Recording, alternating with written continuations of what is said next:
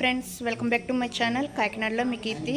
ఇక్కడ మనం ఇప్పుడు అచ్చంపేట జంక్షన్ దగ్గర ఉన్న ఐశ్వర్య వారాహి అమ్మవారి గుడికి రావడం అయితే జరిగిందండి.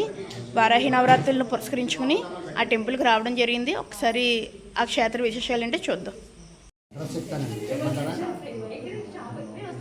ఐశ్వర్య వారాహి అమ్మవారండి ఈ క్షేత్రం. ఇక్కడ అమ్మవారు ఇలాగా కొలువై ఉన్నారు. ఒకసారి గురువుగారి మాటల్లో విందాం. శ్రీమాత్రే నమః. శ్రీ ఐశ్వర్య వారాహి క్షేత్రం, Achampeta junction, beach bypass road, Tammavaram panchayati, Agastya Nagar నందు కొలువై ఉన్న శ్రీ ఐశ్వర్య వారాహి అమ్మవారు. ఈ అమ్మవారికి ఈ రోజు నుంచి గుప్త నవరాత్రులు మొదలవుతున్నాయి. ఈరోజు సాయంత్రం 4 గంటల నుంచి 6 గంటల వరకు మాలాధారణ జరుగుతుంది. భక్తులందరూ వచ్చి అమ్మవారి దర్శించుకొని అమ్మవారి కృపకు పాత్రలు కాగలరు. స్వస్తి.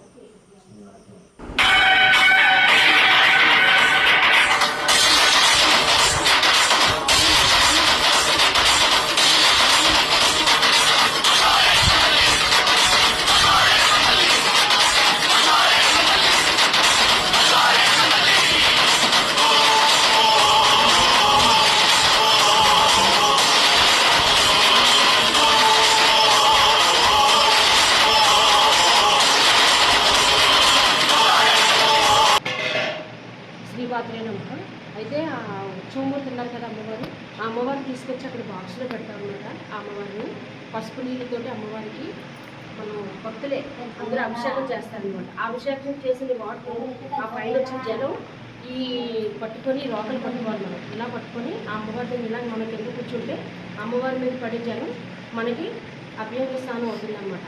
ఆ వాటర్ మనం పడ్డ వాళ్ళు ఏంటంటే మనకి దీర్ఘ వ్యాధులు సమస్యలు, చర్మ వ్యాధులు ఏమన్నా తగ్గలేదు, మెడిసిన్ వాడుకోసరికి తగ్గలేదు అనుకున్న వాళ్ళకి అమ్మవారు ఆ జలం మన మీద పడుతుంది కాబట్టి మనకి నయం అవుతుందన్నమాట. అది గురువుగారు మనకి 360 పీఠం ఐశ్వర్య వారాహి అమ్మవారు గురువుగారు చెప్పడం జరిగింది. అది చేయడం వల్ల కూడా చాలా బాగుంది. చర్మ వ్యాధులు కూడా తగ్గుతున్నాయి. 4 పంచులు కూడా అలాగే చేశాము. అమ్మవారు చక్కగా మనకందరికీ కూడా ఆ తల్లి అభయమిస్తుంది. వచ్చి అందరూ కూడా దర్శనం చేసుకోండి. ఐశ్వర్య వారాహి అన్నమాట. అడ్రస్ మీకు తెలియజేస్తాము. శ్రీమాత్రే నమః. ఓం శ్రీ మాత్రే నమః. ఈ ఐశ్వర్య వారాహి అమ్మవారి క్షేత్రం చాలా మహిమల క్షేత్రం అండి. అందరూ కూడా వచ్చి తప్పక దర్శించి అమ్మవారి కృపకు పాత్రలు కాగలరు.